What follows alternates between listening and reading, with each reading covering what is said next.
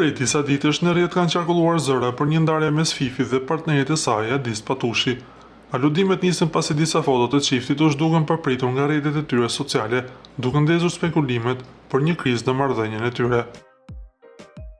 Por duket se nuk ka vënë për panik nga fansat.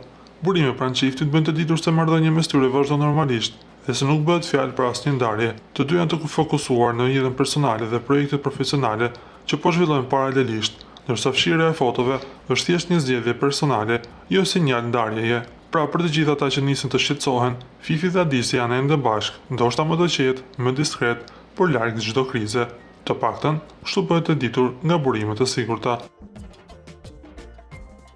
Nga ana tjetër, Fifi pati një konflikt që u shua sapo filloi me Egli Takon. Ndonse kishin premtuar shumë bashkëpunime mes tyre, ata bën vetëm një bashkëpunim dhe me sa duket, aty mori fund e gjithë miqësia e tyre.